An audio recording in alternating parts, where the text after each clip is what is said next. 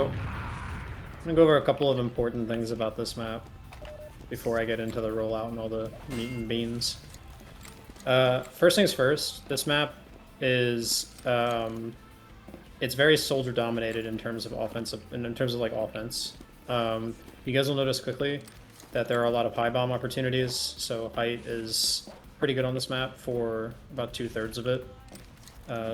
And there are a lot of flank shove opportunities, so particularly for the flank scout.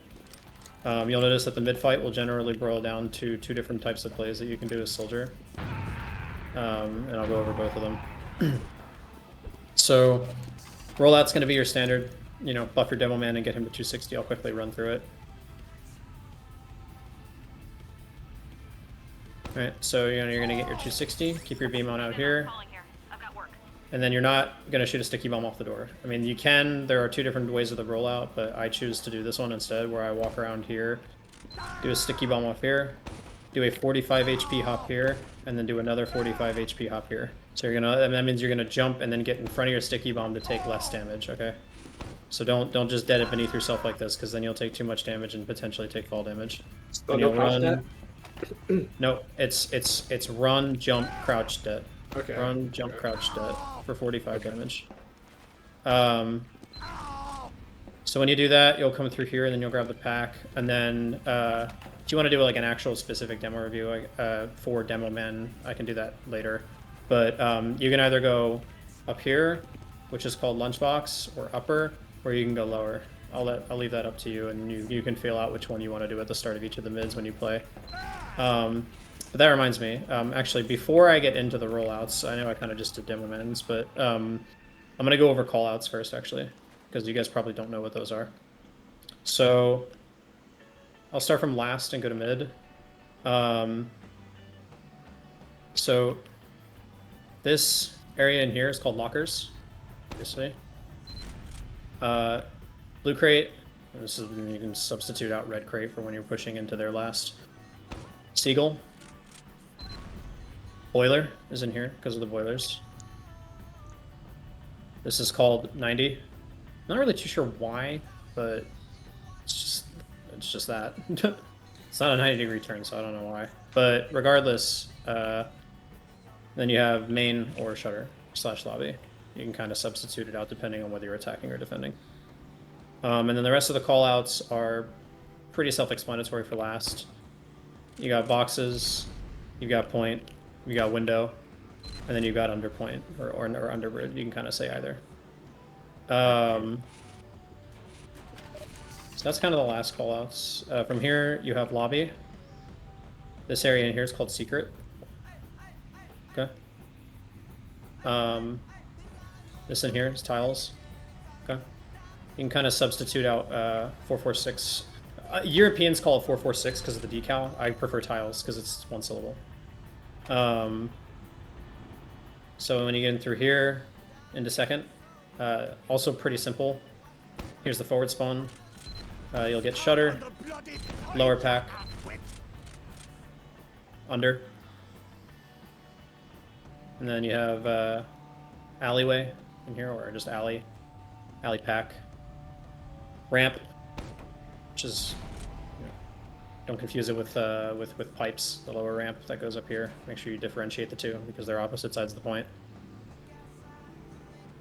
And then when you're attacking, oftentimes people, instead of calling this tiles, because tiles is the deep call for here and here, oftentimes you'll just hear this referred to as main. It's again tiles, 446 main. They all mean the same thing. I would just pick one for your team. Tiles, I generally like to use if I'm attacking, because it means that if I say, oh, yo, their med is tiles, it means they're baiting really far back in main. Whereas if I say their med is main, he could be like right here. So if you want to use both, it's not a bad idea. You have glass here. This isn't really an area that you'll see too many people sitting on anymore. I mean, sometimes you'll see players hide on it because they can do a single pencil bomb off of it, or they can do one rocket off here, one rocket off the wall, and then do like a really tight 90 turn to high bomb. I wouldn't really recommend it, but you know, it's amateur. That you kind of have to prepare for anything. This whole area back here, both the ramps, boxes, and this is just called plat. Okay. This is kind of a shit position. You won't really ever see anybody here, just because you just don't really have anywhere to go, and you don't get a lot of vision. So generally, you won't have to worry about this area, but you know it's good to still know. So that's second. Going into here, this is house. Okay. You can call this upper house, this whole like strip here, and then you can call this lower house. Okay. Drop down as well, that leads into lower, so, or under, rather. This whole area, this strip of dirt here, this is all called yard. You can literally refer to the whole area here. For house, you have here, which is back door, and then you have lower door, and then you have this area here. Now this area is called upper, but there also are teams, and I'm sure you might have heard it also called lunchbox, because it looks like a lunchbox handle. Again, that's just going to be a matter of whatever you guys want to call it that makes it easier so you all know, are all on the same page about it. Truck, as this is also called, and whenever someone says truck, there's like a 90% chance that it's probably somebody taking the pack there. If you say if you know the comm is that someone's near truck, so. And then this is the forward spawn on mid. Yeah, I mean it's there. And then it's kind of just mid, which, you know, mid isn't really, there aren't really specific like calls for mid. You have point, you have lower point or under or submarine, whatever. It's kind of just like the same calls as before, but just context dependent. It's a pretty straightforward mid too, where you're always looking at the enemy. There's no real flank opportunity on the mid fight, so you're pretty much going to be staring them down the entire time. I would differentiate the red and blue box. The only comm that I can think of that you will need to know of for like pushing mid is this spot up here. Soldiers can get up here. It's called Batman. So it's this map's Batman. So just be aware of it whenever you're pushing out into mid. That's why it's always good for you guys. As Mons calls it Superman. No, I call the one on last.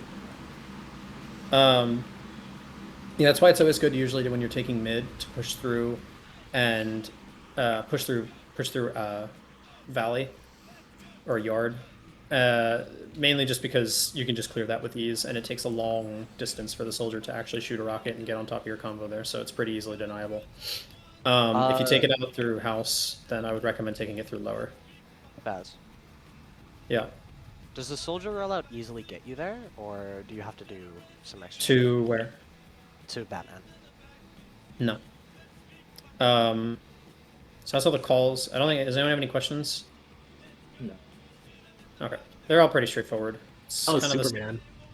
It's kind of the same for most. Oh, I'm in the wrong spawn. It's kind of the same for most 5CP maps where it's shared comms, but it's context dependent upon what point you guys are defending or attacking. You know, so. Yeah.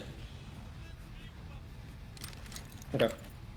So in terms of the soldier rollout, Pocket Soldier's gonna do, you know, his whole thing.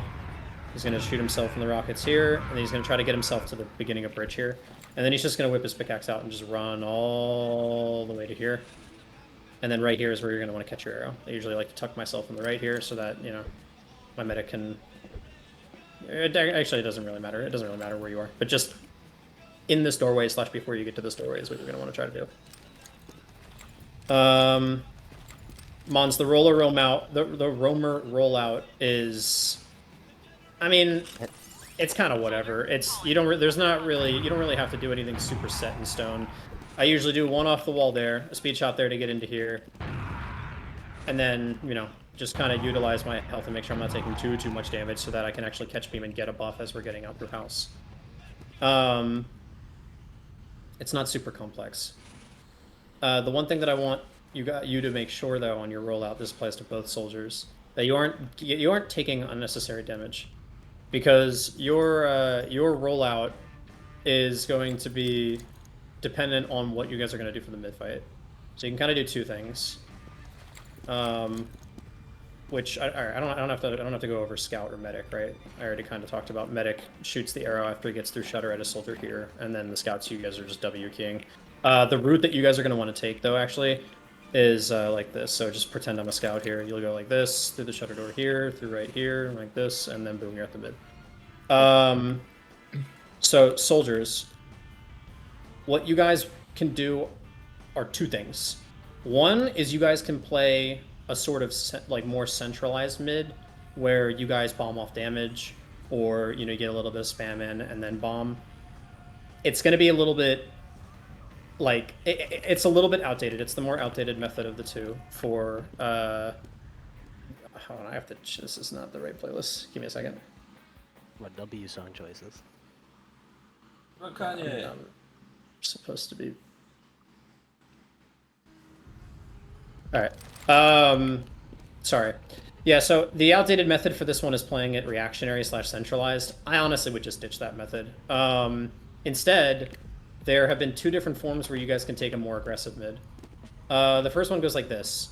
You have both of your soldiers do a fast bomb onto the demo. Now, most of the time, what you'll see new demos do is they'll roll out upper and they'll chill up here like this. They'll charge up their first sticky, pre-fire it over here as they're walking out through here, and then they'll kind of just exist in this upper area here, right? If they're really overzealous, sometimes they'll go to drop down here into lower through the platform here.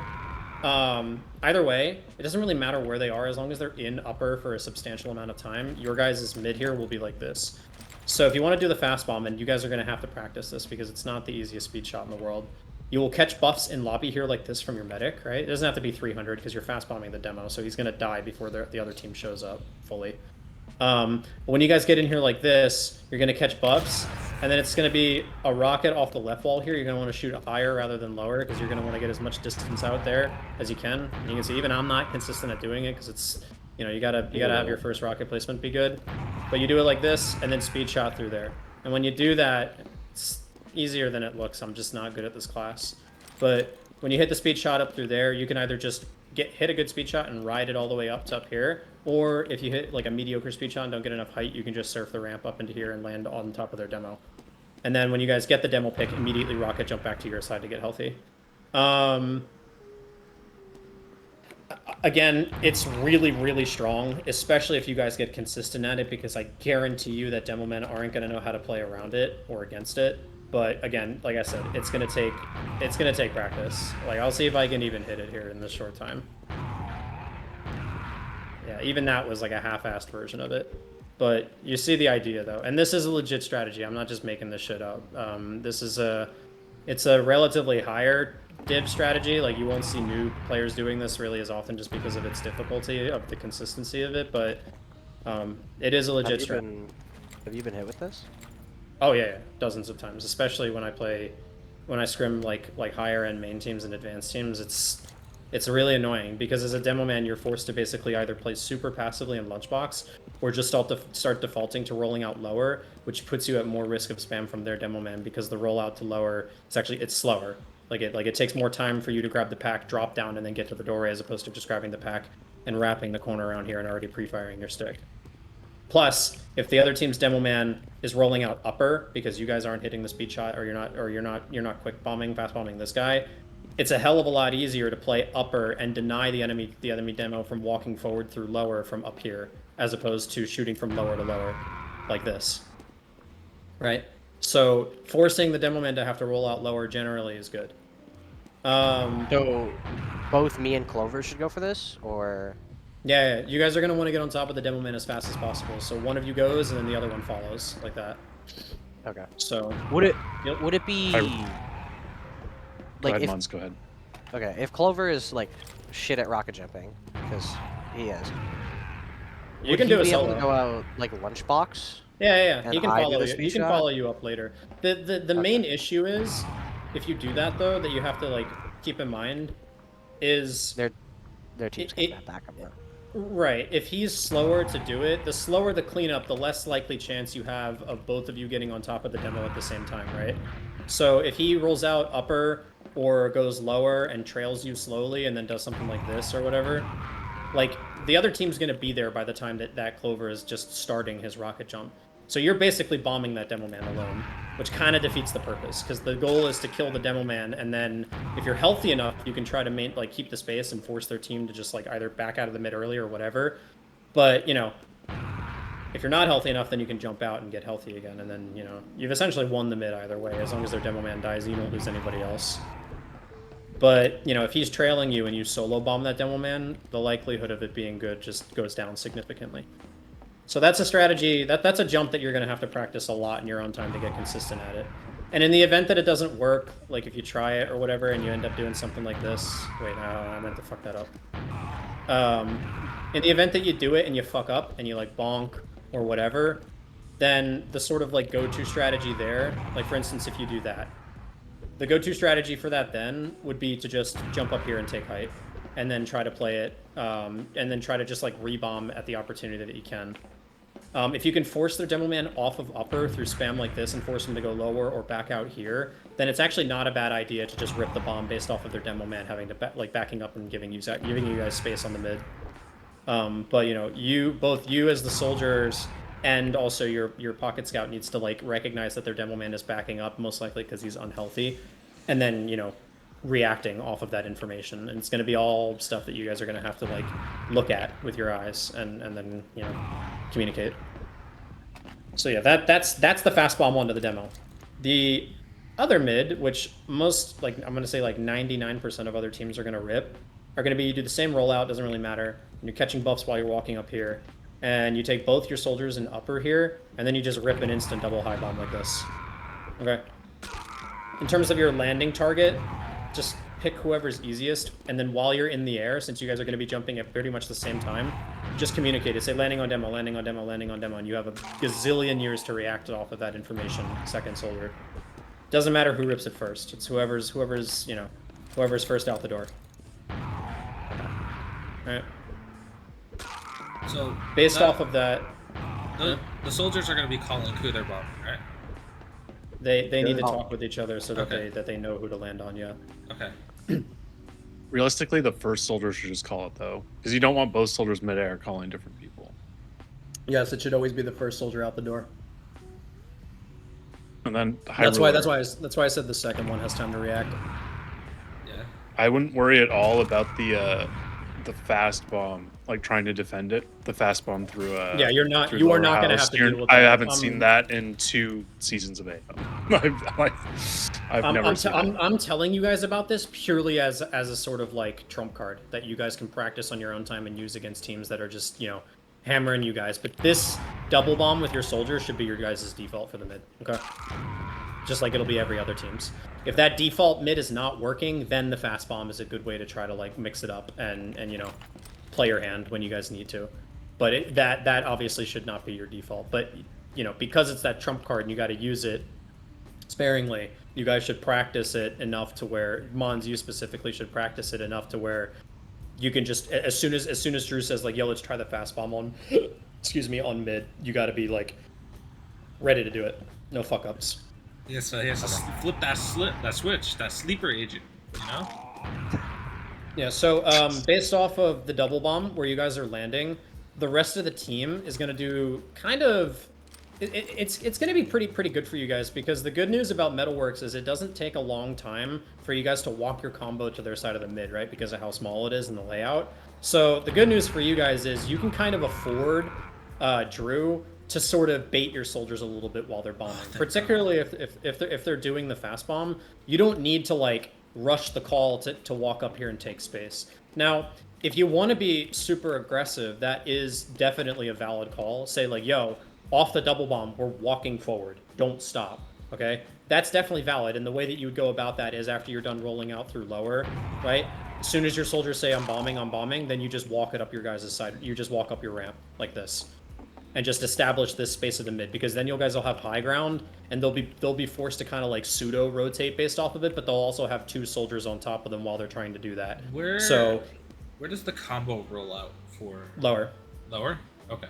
Yep. You guys are gonna go out through your guys' lower house. Because the one time we played this, the demo kept sticking. Yeah, if that happens, then you just have to shoot it and just get through it. But the good news is for you guys is that, you know, you'll be walking out and getting through as your soldiers are bombing, and if they're landing on the demo, which they most likely will be, you know, it'll be less of an issue. Demo men getting away with bullshit, and like the reason why you'll probably see a lot of teams that you guys get rolled by, their demo men will have like 400, 500 DPM, whatever, some ridiculous amount, is because he's getting away with doing stuff unchecked by your soldiers usually because, you know, they just don't know to bomb him or they don't know to bomb him or when. I think that was a big issue with your guys' mids before, was just you're prioritizing killing the medic instead of the damage dealing classes, so you'd end up losing the mid fights. Yeah. I actually have a demo from a more recent process match that I'd like to go over still. When we do We can do it. We can do it. We can do it later. When we do our next demo review. But yeah, regarding, you know, what the rest of the players are going to be doing, High Ruler, you as the demo man, kind of like I said earlier, have to make a decision of whether or not you're going to want to roll out upper or immediately commit to lower. There's also a third alternative, which is not actually the worst play in the world, especially if your soldiers are going to be double bombing up through upper like this, which takes a little bit to set up. You're going to be the first one to mid by a pretty considerable margin. So actually what sometimes I'll see a lot of demo men do, and I did this myself, was I charge up my sticky bomb while I'm around the corner, pre-fire, and then shoot a second sticky bomb into lower, and then maybe if I have time, if I'm fast with my rollout, follow it up with a third sticky bomb, and just leave those two there, and then actually rotate back down to lower, like this, and drop. That is definitely a valid strat. I'll leave it up to you to whatever feels most comfortable, and however fast your rollout is. I recommend practicing it, because those 45 HP hops can be pretty tricky if you're not used to jumping as demo man. But yeah, going and rolling out lunchbox, getting your damage in, laying off a carpet, whatever, to try to stall their team's combo, and then dropping back down to lower to meet with your team, not the worst strategy in the world. Because on this push-up through ramp while your soldiers are doing their bomb and whatever, you're kind of a low priority class here. Like your goal is going to be to just try to stick off the area where their combo is going to be pushing, which if they're smart, they'll counter rotate up their ramp side like this. And you can do your job of denying them from doing that from all the way the fuck back here. Or like all the way back here, whatever. And you're still not really at risk of getting walked on, right?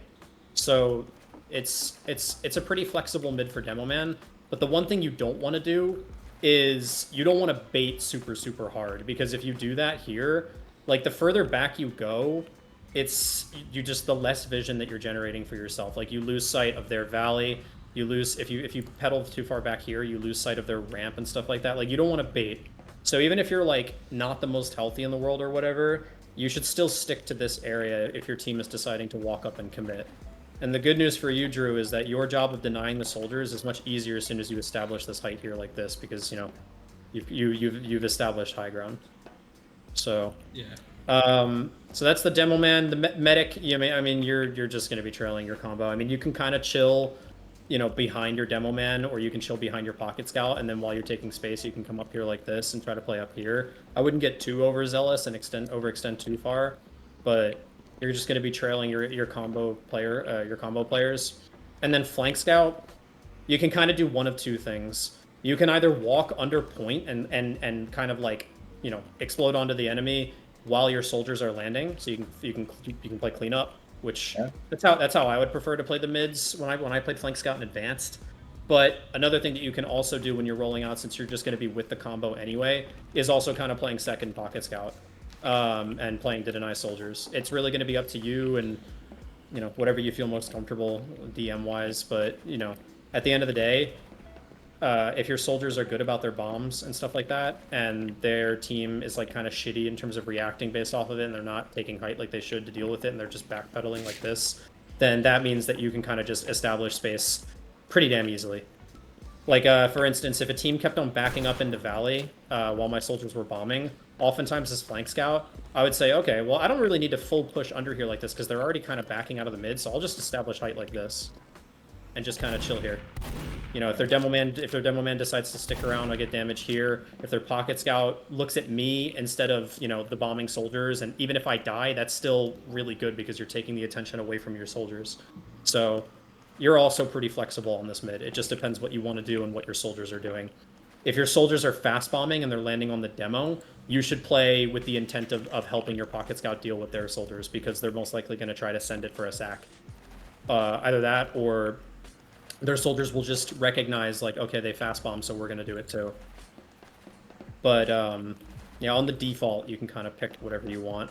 You know, you can deny them from walking forward, or you can just straight up commit like this. You're not gonna have a lot of eyes on you this mid, so you can usually get away with some dumb shit. And that's kind of it. I mean, there really isn't that much. How do we counter the double bomb? Like, how does our combo effectively counter that? You guys need to make sure that you don't back up. I told you have to walk up here, and you need to try to like establish space in the mid while your soldiers are bombing, so that once their soldiers reactionary can double bomb, it's easier for you guys to deal with it. And on top of that, if you guys are fast about establishing space, if their soldiers are slow, they're going to be bombing from here, right? Which means that if you guys are just faster in general, your rollout's faster, your soldiers, execute the bomb faster, whatever, you taking space up here means that you're meeting their soldiers as they're trying to reactionary bomb, right? So, and if they're not here, if they're, like on top of crate or whatever, you're in like the perfect position to be able to just like deal with any nonsense that they might try to do to salvage and counter. But, the faster you take height and the faster you establish this space on the mid, the more ass it becomes for their soldiers to try to counter reactionary bomb from here. Because, you've already established this space. What the fuck are they going to do? Bomb while they have, like, 80 health? Like, no, it's not real. So you want to try to establish this space as fast as possible. That should be your reaction. Or not even reaction. That should be your sort of, like, safeguard to make sure that their soldiers just can't be as effective as yours. If that makes sense. Just take the space. Don't linger back here off the rollout. Like don't play like here or whatever and wait for them to come to you. Like walk forward. That includes the demo man and the medic. Now I'm not saying play so close together that you're all taking the same splash damage or whatever, but like demo, you can play like here, right? You can play a little bit aggressively and stick this off here. Pocket scout walk forward with the beam up here like this while your demo man is still kind of connected with you forward, right? But don't backpedal. That's the only thing I don't want you guys to do is backpedal, like full commit.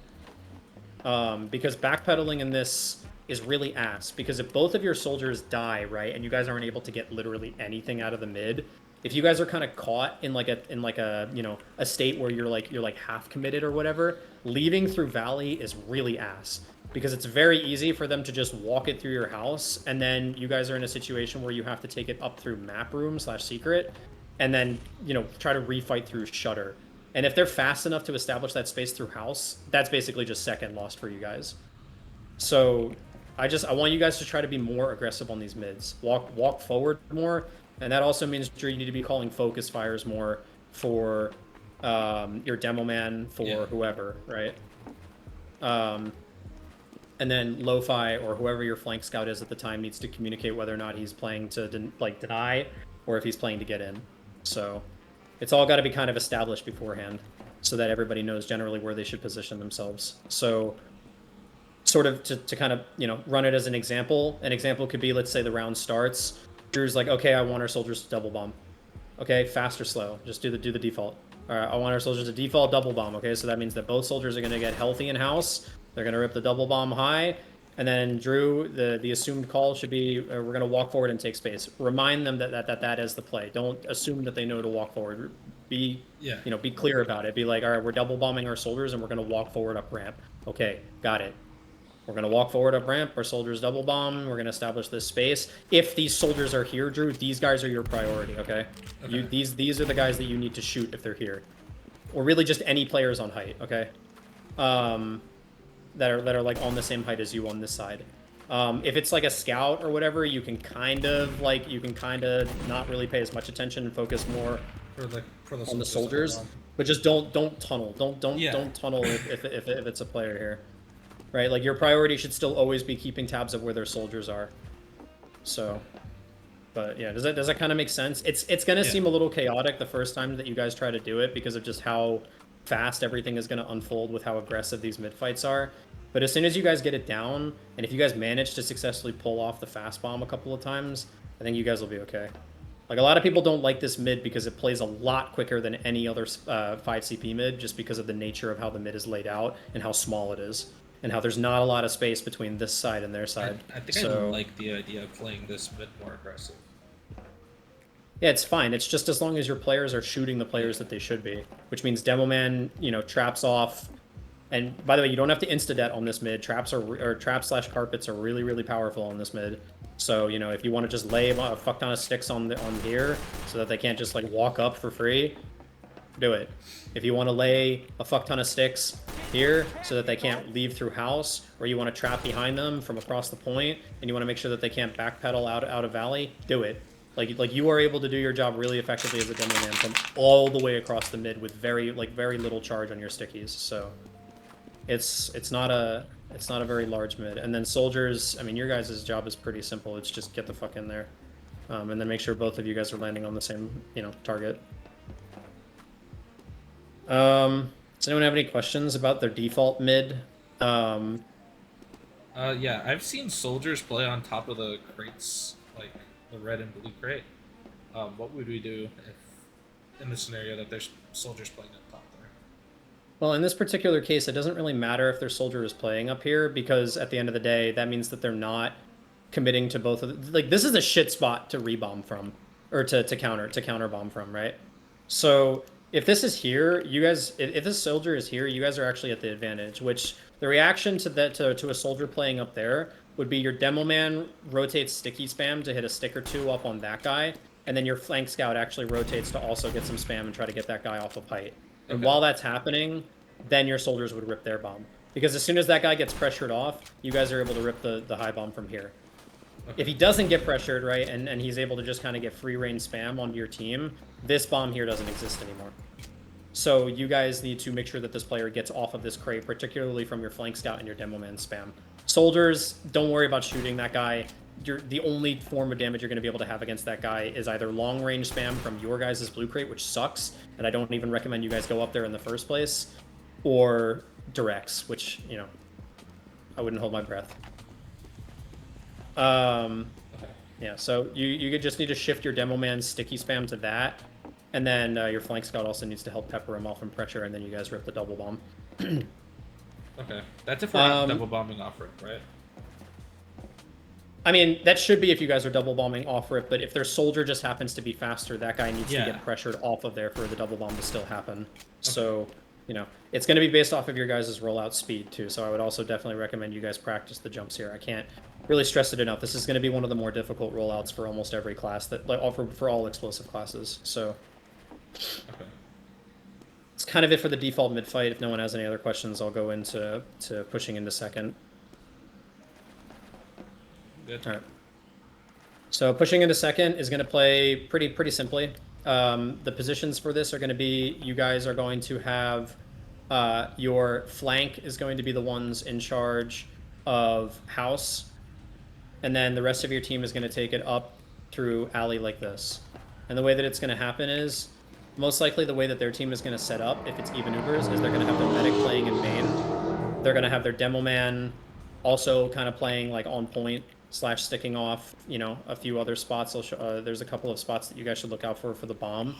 Their pocket scout is going to be playing most likely on point as well. He might potentially try to, if he's using the winger, he might try to get up here and then play on height like this. I've seen scouts do it before, so just that the combo is just generally going to be in this area here, and then you're most likely going to have a soldier playing here, getting ready to counter bomb like this. Let me just swap real quick. Scout, Pauling here. Wrap up whatever Does this work in the forward spawn if I do this? Yeah, okay. Most likely you'll have a soldier like set up to kind of play and intercept that bomb through valley, and counter bomb. So he'll probably be playing on bridge to get buffs, and then, a very common counter bomb is this. So that, expect that. But yeah, you guys offensively are going to be taking it through valley like this, and that's basically just going to be, you leave your demo man down here. He can walk forward and get a little bit of long-range charge spam up through here, but your goal is to make sure that you don't get flank shoved through under.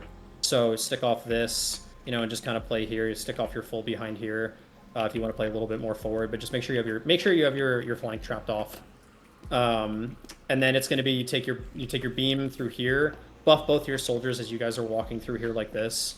Bear in mind though that if you guys are going to commit to this as like your default push into second, the flank scout on the other team is going to spot your guys' beam shifting towards alley, so you got to be fast about it. Okay.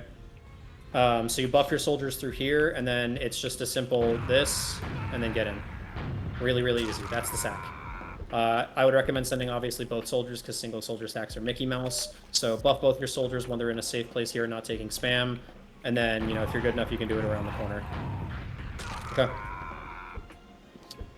While that's happening, Pocket Scout, you're kind of playing here and looking up because, again, like I showed you earlier, the counter sack is going to happen most likely from here. So you're going to be backpedaling with your medic and looking up at all times. Do not walk forward off of the sack. Your pressure is not needed there. This is like piss weak damage. You should be specifically looking for that soldier who's going to counter sack. And then Demo Man, same deal. Don't worry about trying to get extra like pressure and stuff like that for your soldiers. Like you're sending 2 of them, it should be enough. If their meta's turbo baiting, it is what it is, right? They're going to send their counter sack, and as long as you guys are doing your jobs properly as the combo, their counter sack will fail, and it'll just be a reset on second anyway. Okay. Okay. In the event that they don't counter sack and they decide to just take their beam with their 2-man add through that's also assuming that you guys don't get the force. If they decide to push through here, you guys need to immediately set up and expect to try to hold mid with evens, which means you need to have your Demo Man trapping upper and lower like this, okay? And then you need to have your scout playing back on lunchbox like this to spot height and spot deep into their alley. Your flank scout can also play up top here as a more aggressive position away from the combo to like deep spot into alley into yard here, all the way into valley or alley. Okay, so that's if our sack doesn't work and they don't. That's if your sack fails and they decide to not counter sack. Yes, you got to pull out and get back and play and get ready to play mid ASAP. Okay. What your flank players need to do during that is they need to sort of recognize that there was no force call, right? And they need to expect the counter sack to come through here. So play with the anticipation that the counter sack's going to be through here. So that's going to be your flank scout here. It's only going to be you, flank scout, holding lobby alone. So you need to kind of play in a position to get ready to bait, right? So if they take their whole beam through here, you should be playing in the doorway with the intention of getting the fuck out. Okay, don't play too deep because then you're just gonna get caught. What else? If your guys' sack is successful, I kind of want you guys to take yard control. I don't want you guys full backing out to mid. That's just not necessary. You guys can stay here, and as long as your flank scout is holding lobby correctly, you don't really ever have to worry about getting like your shit pushed in from behind. So you guys can kind of back the beam out to here, and then from there, it should be pretty easy to just kind of restabilize. The team's going to be at full disad, so you can just kind of walk it forward. What about the off chance that, like, let's say they kill Lo-Fi in lobby after we sent like a sack? If it's successful, it doesn't really matter what they do or if Lo-Fi dies. If the sack is successful in the first place, you guys still should not full pull back to mid. Because if you do, you're just giving them more time to build it out off the respawn, and it's just going to even out by the time you guys even like get close to their combo anyway. So I don't want you guys full pulling out regardless if the sack is successful. But if Lo-Fi dies, even if the sack is successful, you just need to be aware that that Lo-Fi is dead, which means that the counter sack is probably coming through lobby here. Yeah. So you guys need to actually walk forward based off of that. And I know that sounds a little counterintuitive because you're like, oh, you're taking space and that means that they have a player completely behind us. But if you think about it, right, if you just break it down logically, if you guys walk forward, right, and you guys egress off of them like flank shoving you, that player behind kind of becomes useless. And not only does it become useless because he's not there to thwart you guys from pushing forward, so his counter sack is kind of shit because now he has to full wrap. But even if you guys have to stabilize on second, right, he now has to counter sack as if you guys are the ones defending second, right? So now he's basically stuck behind. At most, he tries to spawn camp your soldiers who are coming up off the respawn from the sack. And 2 soldiers versus 1, realistically, he shouldn't be able to win that fight. So he's going to be kind of trapped behind. So it actually works out in your guys' favor. You just need to expect it and like recognize that there is a soldier behind you guys. Okay? So you guys should be looking to walk forward and take alley based off of that, right? So if Lo-Fi dies and he comes like, yo, there's a soldier lobby, and you guys know that the sack is successful, immediate reaction should be while you guys are in yard to just be like, okay, we're walking through alley, walking alley, like this. And then you guys make space, while continuing to look up, because if it's only one soldier behind, there could be another one, right? And then you guys take second for free. And then from there, you guys just restabilize on second while you have full ad. Okay? While also, like looking behind you guys and making sure that you don't get, just the soldier doesn't just pop out from nowhere and, fuck you guys over. What would the defaults for flank be on defense for second? Because I know you said flank scout's going to be playing under, and the combo's going to be playing point. So for defending second, I kind of already went over where the combo is going to be. I want you guys to play there. Have your pocket scout playing on point, demo man in lobby, and then medic baiting even harder in lobby. Or main, rather. I'll be right below you guys, type thing. Yeah, flank scout, you're just going to be playing here on pipe to spot lower. And you need to communicate when they're shifting their beam into alley. So your comm actually matters a shit ton here, because that way your pocket scout can prep for the inevitable sack that's going to happen through here. And then demo man, there's a couple of cheeky things that you can do here as well. Your medic's going to be playing behind you, right? Which means that for them to get into your main, they got to cross between you and your pocket scout. So what I usually like to do, actually, is I like to put a trap up there, right? Because oftentimes what happens is newer soldiers who aren't very good at rocket jumping, they will hug the wall like idiots, like this. And if they do that, you det that, boom, you get a free soldier pick. I've gotten dozens of them off of that trap. And then if I get that pick, or if I det and I do a little bit of damage, or even if I don't do damage, immediately begin sticking this doorway off. Immediately. That way, no matter where they land, right, they have to cross through this doorway to try to get into your medic. And, realistically, if you get like 2 to 3, 4 stickies into this doorway here, maybe on the floor, they're not getting to your medic. So that's essentially gonna completely thwart that sack. So that should be your guys' reaction. But to answer your question, Drew, flank lo-fi or just flank scout in general here, spotting beam, and then usually it's the roamer that is kind of playing to sort of get ready to like counter sack. Again, you guys are defensively holding a position, right? And all the points from where the other team's going to be pushing from are directly in front of you. Like there's no side area like IT on process and stuff like that where it's like away from the choke. So honestly, both soldiers are kind of interchangeable here. So whichever one has more health, or whichever one is alive, whichever one is more forward and able to catch buffs from the medic, should be playing on bridge and getting ready to counter sack and holding this doorway here close like this. You can play on top of the railing, do what you got to do, but as soon as you hear that sack get called, or honestly, what I would do is I wouldn't even wait for the sack to get called, because the earlier you rip the counter sack, the better. So as soon as your flank scout comms that they're shifting their beam into alley, you can actually use your buff if you have it to just already begin the counter sack and just get the fuck in. Okay? You don't have to wait until you see a soldier in the sky to counter sack. It's not necessary. So, make sure you're listening to what your flank scout is comming.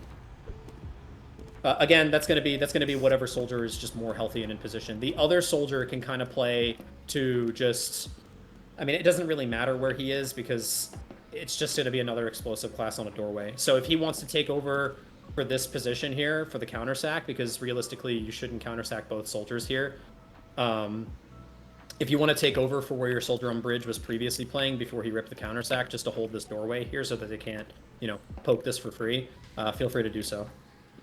The other counter sack that you can do is you can do this, which is a little aggressive, right? And you're gonna be fighting a scout in here. So generally, I wouldn't really recommend counter sacking through here like this. But if you want to do a complete flank shove based off the sack that they're doing, the double soldier sack, it's not the worst idea in the world.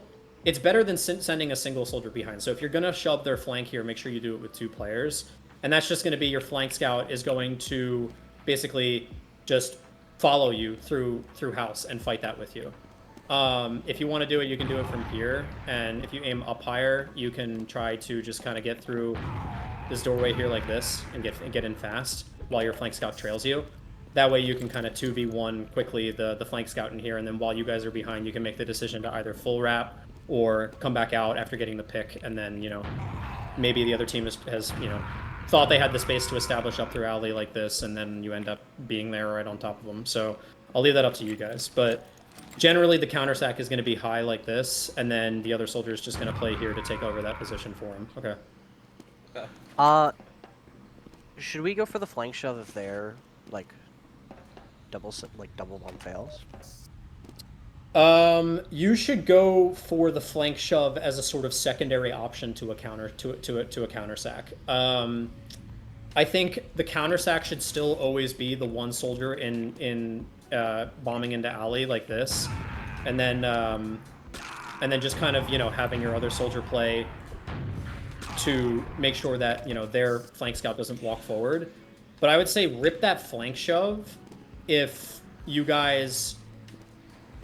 If this counter sack hasn't been working, or if you just want to switch it up, which if you do that, by the way, if you do that, you need to make sure that you have somebody to kind of like back up the combo here, because you won't have to worry about lobby, but you will have to worry about lower, right? So you want to make sure that while you're flank shoving through house, that this doesn't go left unchecked. So what you can do is, while the combo is playing here to deal with this sack, and you guys rip the counter sack in the form of a flank shove, you can actually have your soldier kind of playing back to keep tabs on lower. So he can play here, he can play, he can kind of like bebop between main and stuff like that. And then, worst comes to worst, if there's nobody lower and they're just really aggressing hard through here, he can kind of just do this. Bomb into players to stop them from just walking forward if your combo's getting overwhelmed, and then your flank can collapse. But it's going to be kind of situation dependent. But I would recommend not taking too aggressive of a position as your flank shove is happening, because you need as many players to stop these guys from walking forward as possible. Because if your flank decides to full wrap, right, and go all the way around after getting the pick, like if the other team's reaction to that, which is what I told you guys, is to just like walk forward through alley because they're down, a flank player or two flank players in your guys' case, that means that this fight's going to be better for them. So you need to have the health to be able to kind of thwart that spam. Waddle if you have to. Don't just jump around for no reason, to sort of like help them. You can come up here, get some spam in like this, jump out again if you have to. Just exist on point to help your team defend. While also, making sure nobody gets through behind in map room. So it's a little bit of a responsibility to juggle. But if your flank shove works and you guys wrap all the way around and you guys don't get completely pushed out of second, you guys now have them pinched in alley, which is really good for you guys. So, that's the end goal with the flank shove, would be to just pinch them in alley. So you have both your flank players collapsing through here, and then you have your combo plus your pocket soldier playing here, and pinching them. So for the counter bomb, I've seen a lot of teams, they rip it really, really fast. Like the counter bomb is coming like even before the two soldiers in are like landing. Yeah, that's what I was talking about when I said that you should rip this counter bomb as your flank scout is making the comm that they're shifting their beam into alley. Immediately rip it. Because chances are Yeah. I mean, you can keep talking if you want. I'm about to totally change the subject. Well, I was gonna say, I mean, chances are, like, as soon as the comm gets made, like, yo, their beams going, their beams there, they're gonna already be, bombing their soldiers, right?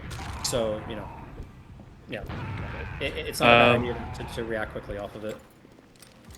Yeah. So previously, I've had a lot of team leaders. They want me to play Shutter in Disad. Is that a strategy, or is that just like open shuttery? You are playing what? What class are you again? He's medic. You're medic, right? I mean, yeah. If you're on Disad, you can play Shutter. It doesn't really matter where, as long as you're baiting and can get out with your scout. It doesn't really matter like where, because the goal is to just like bait anyway, right? And if you want to do that from Shutter, sure. I mean, you get the most amount of vision from here, and you're the furthest away from the enemy. Let's just keep it simple. I can play main. It's fine. Yeah, I mean main. You'll be playing main. You can play main in both situations, but if you think it'll be easier, information-wise and reaction-wise, to play Shutter, sure. And that is definitely a legit spot to play Disad. Both aren't necessarily wrong. It's just whatever you think is better for you guys. So, because it's really easy for you to just play here, and then like even if the comm is pretty lazy or late about the bomb through alley, it's not a threat. You can just bait it away. I think the hold is a lot stronger from main. Like I feel like we're just playing to watch the combo and leave. When we play the hold is strong from main, and that's the reason why it's your default on evens. But if you want to play back because you know that you're just gonna have to bait and you want a surefire way of getting out, you can absolutely play Shutter. It doesn't matter. It'll be up to you. Just make sure Okay, that when you are let's- playing Shutter, if you're gonna bait, just like tell your pocket scout like walk, bait, lead. Yeah. Drew, let's just play main and see how it goes first. Okay. If it goes, Yeah. if it goes rough, we can try out Shutter too. Yeah, while that's Okay. happening, Drew, by the way, if you're on disad, expect them to try to pop and catch if they see that you guys are still kind of close. Now, it'll be good for you guys because, you know, if your medic is baiting properly, like playing back here and beaming you and you're playing in the doorway, which you should be playing in the doorway if you guys are on disad. I'll go over disad positioning next on second. But, yeah, you should be prepared to leave. So, like, recognize that if it's disad, right, and you see them taking alleyway, like, chances are, if they try to pop and catch, like, you need to, like, quickly react and get the fuck out. Yeah. Like you should be baiting with the anticipation of pulling all the way back to last and then refighting for second with your ad.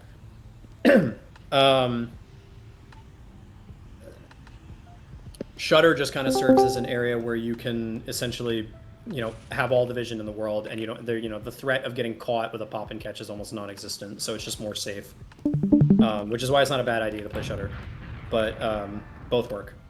Okay. So disad, I mean, yeah, we were literally just talking about that. You know, choose main or choose Shutter, whichever one you guys are more comfortable with.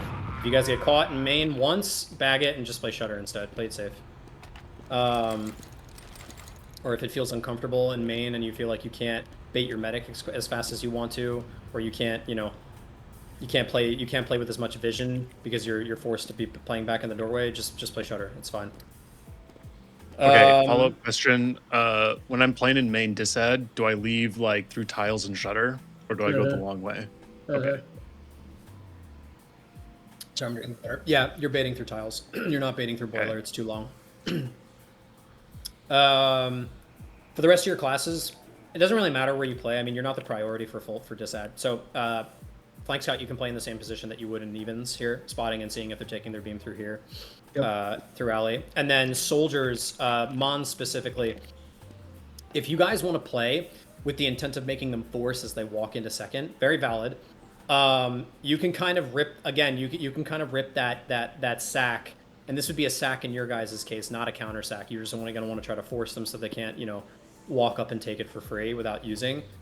Just kind of rip it exactly how you would on evens, right?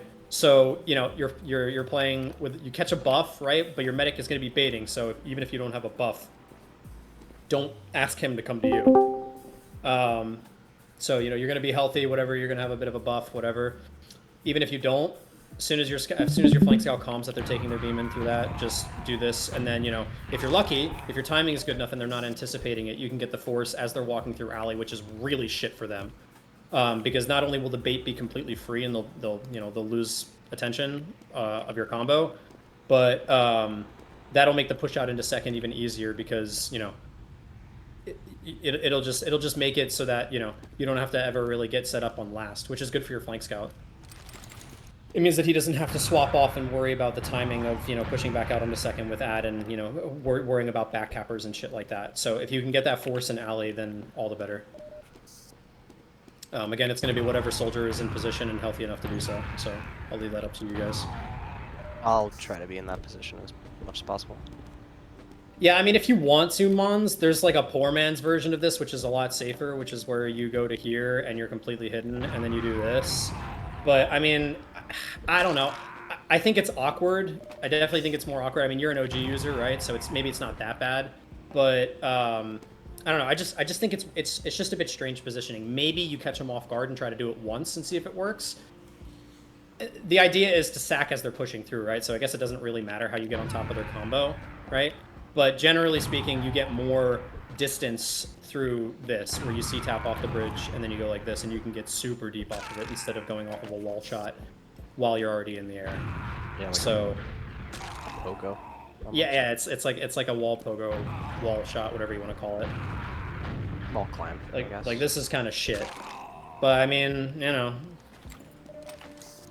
anything works as long as the sack gets ripped.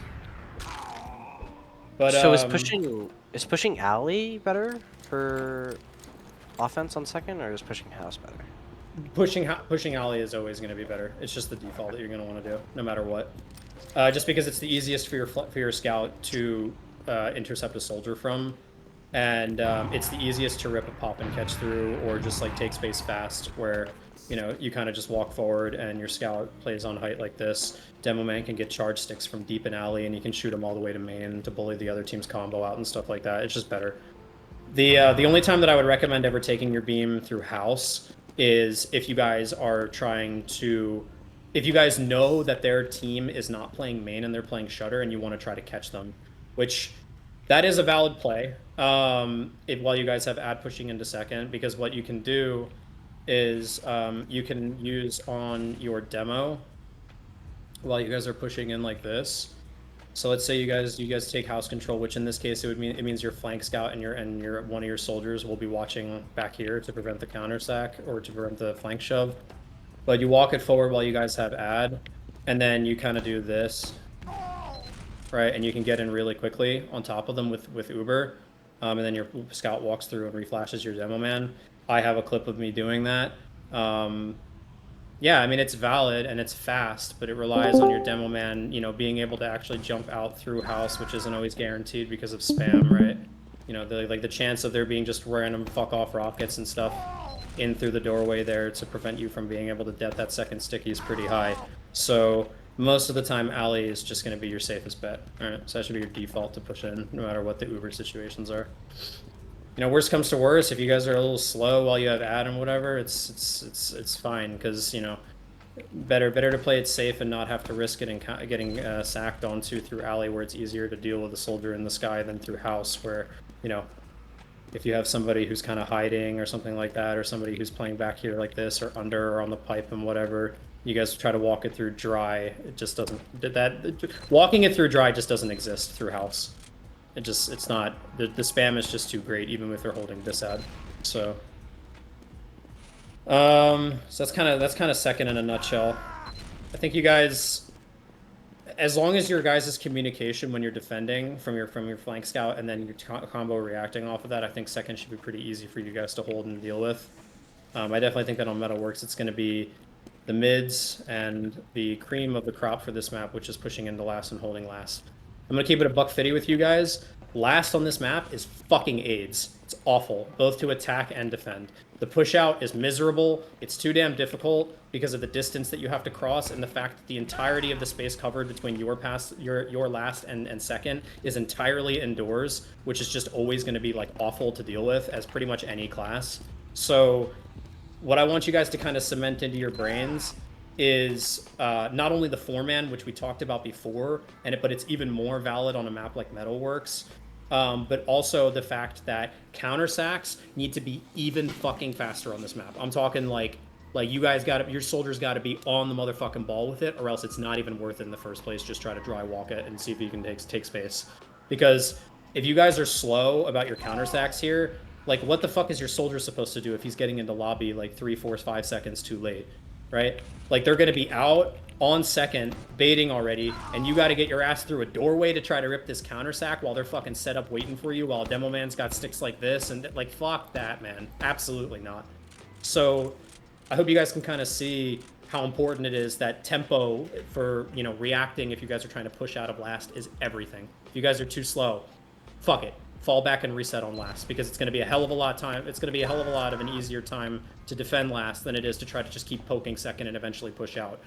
So that means for you, Drew, if you have to just make the executive decision, like fuck it, we're resetting on last, say it, and make sure everybody on your team knows. Yeah. Say don't feed. We're falling back and resetting on last. Yeah, I've heard that a lot of teams will play to reset on last.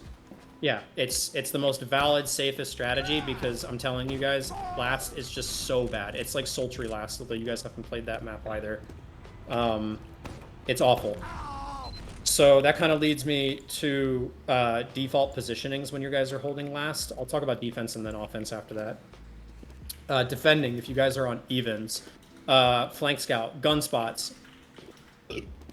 Red crate. Actually, yeah, ignore the Ubers for a second. The gun spots are, disad can go here and it can go here. This is kind of a one and done. You use it once, maybe they don't check it because they're idiots, and you get a pick on point, whatever. I would only use this spot once because they're going to start clearing it. Otherwise, the default gun spot should be back here for disad. All right. That way you can defend point as best as it can.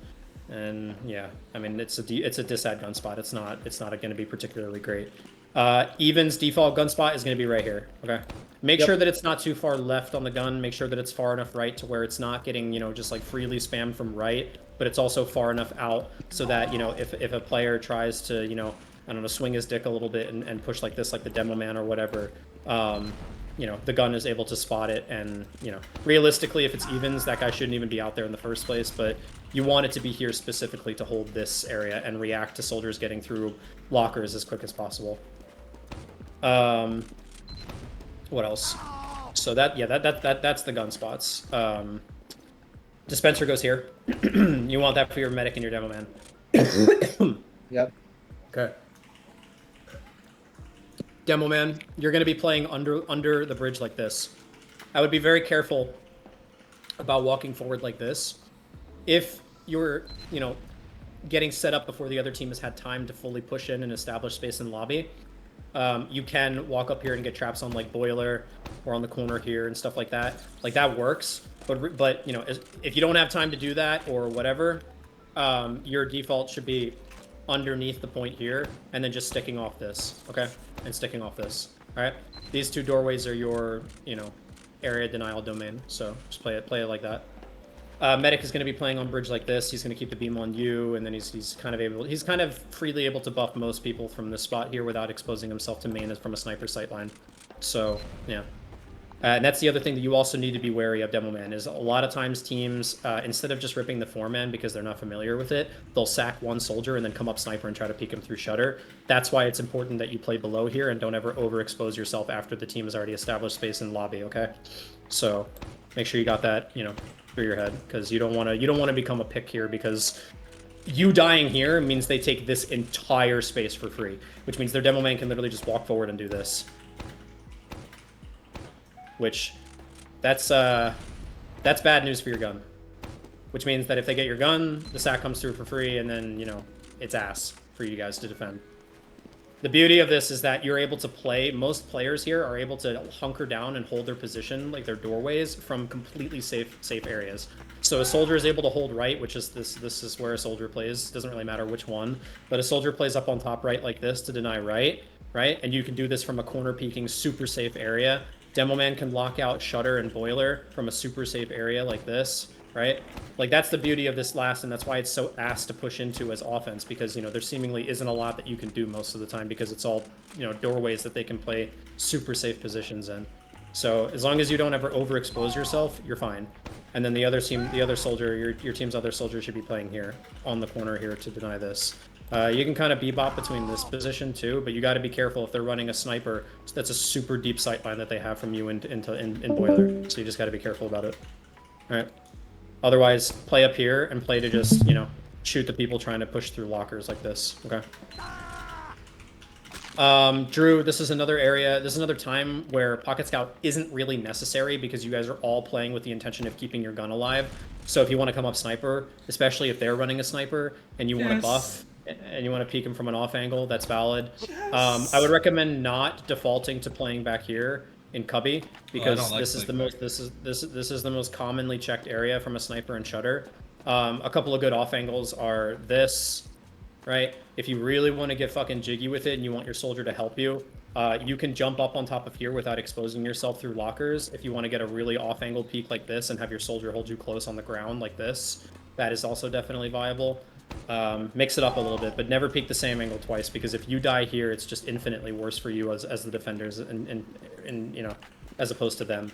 And the good news is that if you're playing sniper, that instant pick without ever needing to commit somebody super far forward makes the counter sack for your soldier even easier, right? So, you know, if let's say you're playing up on top on the off angle up here, right, and you get a pick on their demo man or something like that through boiler, your soldier who's holding you close here is able to catch an arrow and then immediately rip the counter sack through locker rooms here. Again, you know, this may seem like a shit counter sack, but, you know, if you're doing it quick enough, like I emphasized before, if you're fast enough about it, even though it seems shit, you're going to be on top of their team before they have time to react to you. You'll just have to be dealing with flank classes that'll be chilling in lobby here. But again, it doesn't really matter where you counter sack from, because everywhere is going to be watched by the other team. You know, like you have this is like the most valid area to try to counter sack through, because otherwise their team is going to be here, or if their combo is trying to peek through left or boiler, they're going to be here, right? So again, you know, like you've got basically 2 doorways to counter sack through. You've got shutter if they're coming through boiler, or you've got lockers no matter where they are. So, you know, either way it's going to be ass, but you know, the faster you are about it, the more likely it is to work. I hope you guys can kind of see the vision of how important the speed is with how ass all these counter sack like positions are. If you guys if they end up sacking 2, if you guys want to just ditch the idea of a counter sack and try to take space onto second off of it, also not the worst idea in the world. But if you're running a sniper, that option does not exist, because you need a pocket scout to try to make that happen. And the time it takes for him to go back to spawn, especially if he's holding an off angle, switch to scout, and then link back up with his combo to push out, it just takes too much time. So Drew, if you want to push out and try to take space off of their sack instead of counter sacking, which again is going to be risky, even if you are, you know, calling for it and ready for it. But if you do that, you have to be on scout already. So make sure that if that's the call, that you're not, you know, mindlessly switching to sniper without thinking. Okay. Okay, so that's how you play evens last. Full disad last. I already showed you where the gun goes up. Soldiers, you guys need to be playing with the intent to bomb to stop point, so you have to play in positions where you're not going to get just immediately sharded on as the other team is pushing through a door. A good option would be soldier. If you're going to play close here like this, the most likely area that a team's going to use if they have full add-on to you guys in last is through boiler like this. So if you want to hide in the corner here and play to kill like their flank scout or whoever might be trailing their uber push through here, that's fine. This is a good position.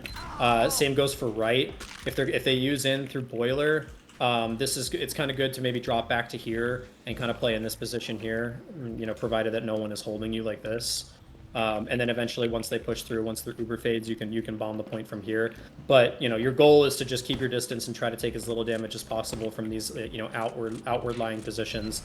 If you want to actually take a fight and try to, like, you know, isolate a 1v1 against you know, like a scout or like your flank scout or whatever, because they're not in the uber, not the worst idea in the world. But if you're gonna do that, if you're gonna say, "Yo, I'm gonna take point. I can't. I'm gonna take this fight. I can't stop point." You have to tell your other soldier that so that he knows to deny point. Okay. But your safe bet would be both of you play to deny point, and then just one of you calm whoever's gonna jump on it first. All right. Or, you know, if one of you takes damage, again, make sure you're communicating like, "Yo, I'm unhealthy. I can't stop point." All right. The rest of the team is going to be playing kind of just back here and playing to kite right. If one of your soldiers can get a deep spot and see that their beam is going right, you guys can try to meet them right and then kite left. But unfortunately, you know, there's no real set default position. Like, there's no one good objectively best position to sit and kite from. It's most likely going to end up being here, where if they use in through right, just try to establish this space and, I don't know, try not to let them walk all over you. It's going to be hard if you're at full disad regardless. But yeah, the kiting on this is kind of ass because, you know, you can't stop point from here, and the kite takes a pretty long time to get all the way out to the other side to fight for it. So, but yeah, default positions are going to be here. Med plays, you know, back here, whatever, beaming his team, making sure that, you know, he doesn't get caught too far forward. Demo man, try not to play too far forward here either.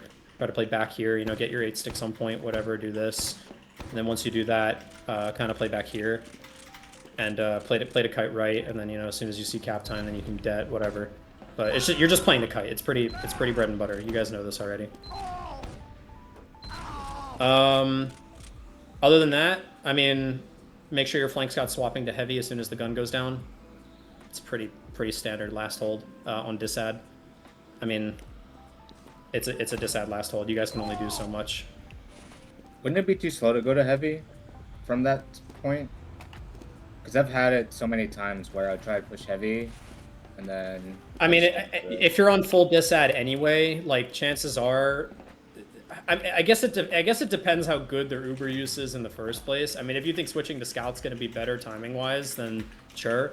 But, you know, heavy realistically would be better to, like, instantly swap off. But, you know, if you don't think you can cover that distance by the time they cap and you think Scout might be able to, then sure, why not? It doesn't matter. It's full, you're on full disad anyway. Your goal is to just try to, like, do whatever you can to save the point. Salvage. Yeah.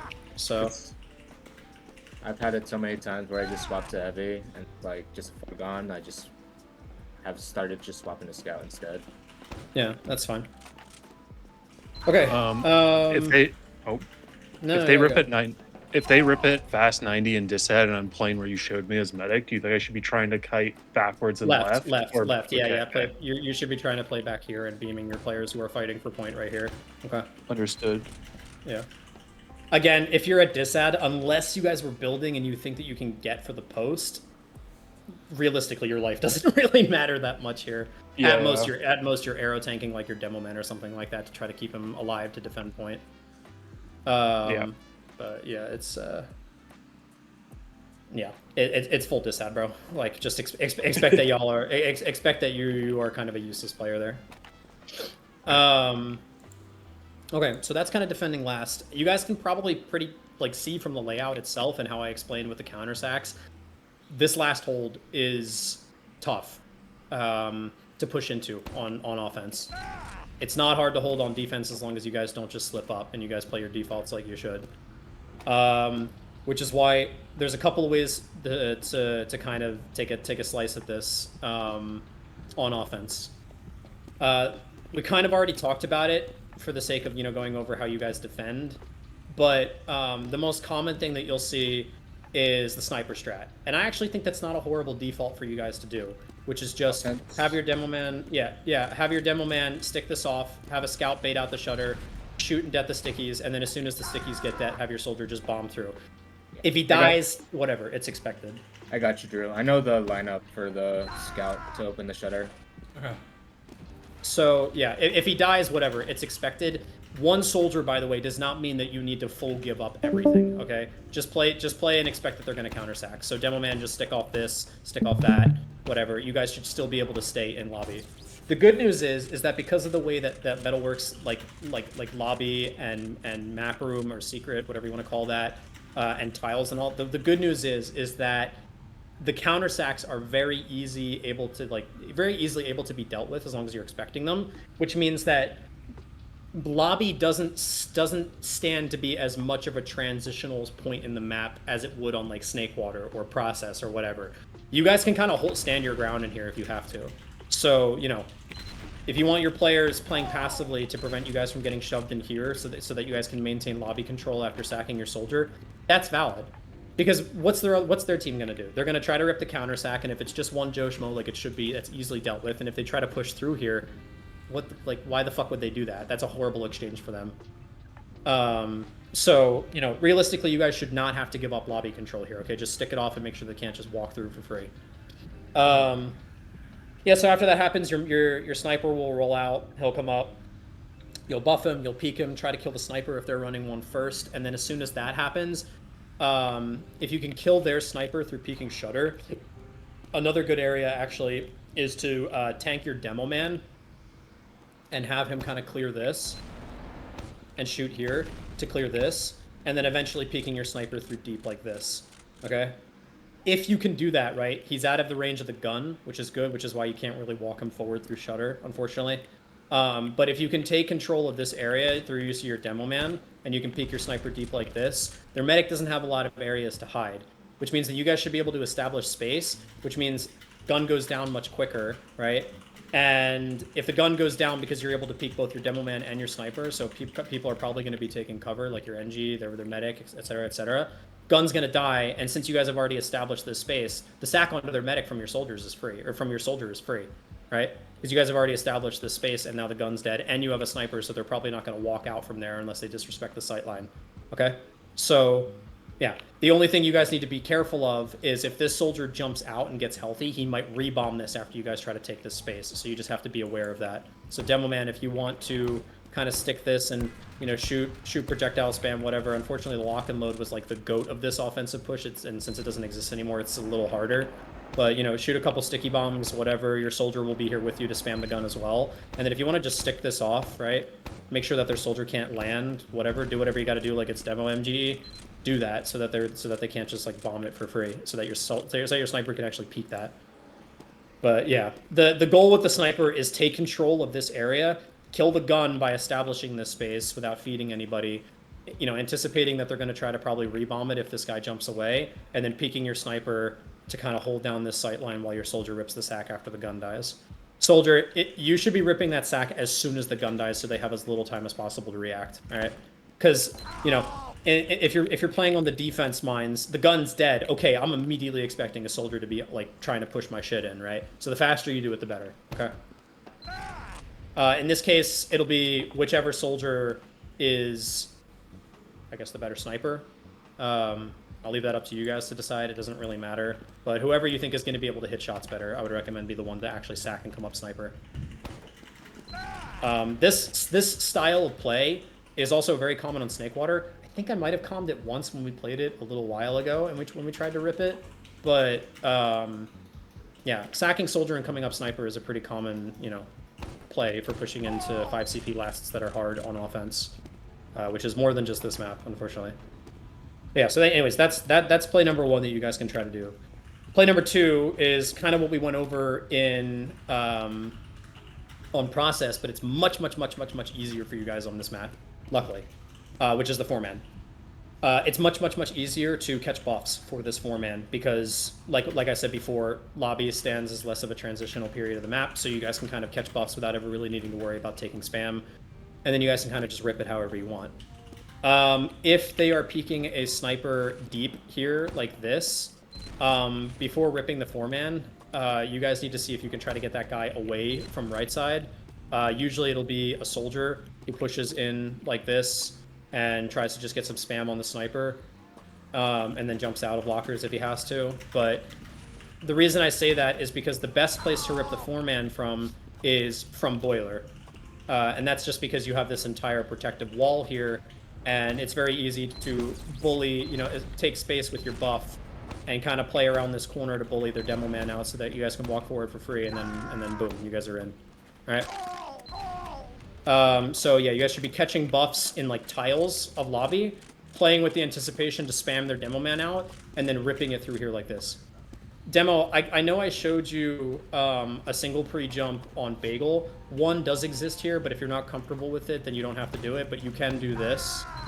Okay, this is a really fast way to get through for the 4-man. You'll be a little bit more unhealthy than just doing a single sticky off the floor, but you will get in much faster.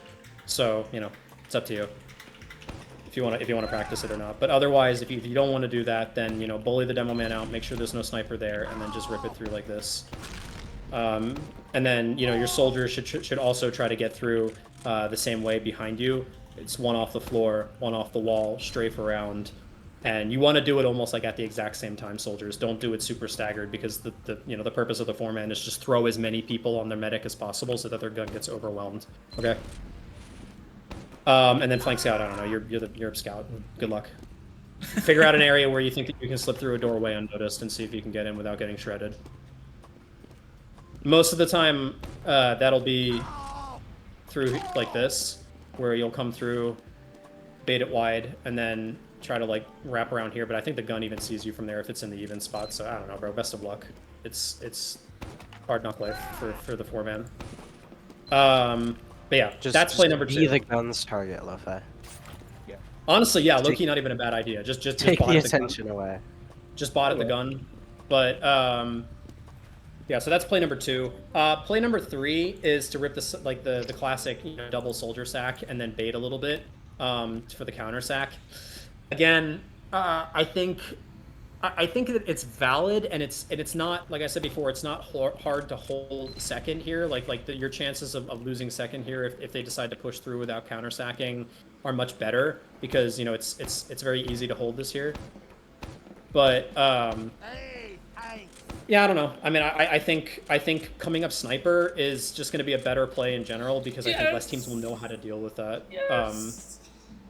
Well, I mean, it's your soldier that's going to be coming Not up sniper. you, Drew. No! It's me. I can It'll advocate be- for this still. I don't care. I love stuff. It can I be don't lo-fi. even- I It don't- doesn't really matter which of your players, as long as it's not your pocket scout. Because you need a scout. You need a scout to bait open shutter. So you need a scout to bait open shutter, and then you also need one to taxi your medic out. Which why not just have that be your pocket scout, because he's used to doing both. So Whatever, man. but Yeah, so those are the kind of 3 plays that you can default to. The double soldier sack into last will be the same way that you guys rip the 4-man, which is, you have your demo man play deep in boiler, bully the demo man out, clear traps here. If you haven't gotten used to it already, High Ruler, you should be air deading your stickies through doorways like this to try to like bobble sticky bombs on the top of the doorway, because that's where they're most That's likely what I've to been be. trying to do. Yeah, okay. That's good. That's good. It's good. It's just a good habit to get into. I wasn't sure if you were already, but yeah, clear the sticky bombs like this, and then play to get their demo man to fuck off from there, and then obviously one off the thing, one off the wall, and then you beat. The reason I don't like the double soldier sack is because it's basically just the 4-man but weaker. Because now you have 2 soldiers getting in instead of 4 players in total. And so the gun just has a more likely time of, tearing you guys to pieces. So I would recommend just defaulting to the 4-man. Plus, I doubt other teams are going to know how to deal with the 4-man as they would, as they would in terms of like dealing with 2 soldiers, because it's just easier naturally. So I would try both. What do you do if the 4-man like fails and they have a lot of players and start taking space? If the 4-man completely fails, you guys need to bait and play to get out in second, which means playing house. Okay. Yeah, it means your pocket scout and your medic need to be playing like here, because you guys will literally have 0 line of defense to hold second with. Don't worry, Foy. If we call the I'll run you out. 4-man, if we call the 4-man, good. should like Drew just immediately or like already be? On If you second? call the 4-man, it should be preemptive, and while you guys are catching your buffs in tiles for it, Drew realistically shouldn't be walking past like this line of scrimmage here. Like, you buff your players here, whatever. Your players do their job, even if they catch a little bit of spam trying to get out through here, it's whatever, as long as they do get out through there at the end of the day and get on top of the medic. And then Drew and the medic don't cross this line of scrimmage to, so they don't accidentally get picked off by a sniper or something like that. And then as soon as it happens, you just bait like this. And Drew, when you're baiting for the 4-man, regardless of what the outcome of the 4-man is, you should be baiting to back up here anyway. Okay. Okay. Because you just like, it's not going to be very often that the 4-man is good enough to where you're actually able to push in and just straight up cap blast off of it. Like, generally that won't happen, right? Because they're going to use, and they're probably going to clean up your 4-man sacking classes, and then yeah, you just don't want to give too much space. Like, you don't want to like absolutely fear. Like, you can stick around for a little bit here, but just know that these players who are pushing out onto second are going to be trying to sack on top of you. Yeah. Either that, or they're going to try to cap second and then rip a sack as you guys walk through and build it out. Like, you guys got to be fast. I can't stress tempo and speed enough on this map, because as soon as the 4-man gets ripped, unless their med drops, which is like, I mean, anything's possible in open, but realistically, like, their med's going to use. As soon as that happens, the likelihood of their pocket scout dying in the 4-man is really low. Same with their medic. So they're going to immediately begin building while they're pushing out to try to take second, while you guys are baiting all the way back to there. So they're going to start building as soon as the 4-man is over, if they're good, and if you should expect them to be doing that, which means that speed of executing, pushing back into last with full ad is like even more important. So it's just, I don't know, you just gotta be fast. This map is just all about tempo. If you guys fuck up the tempo and take too long to do stuff, it's gonna become really, really, really CBT.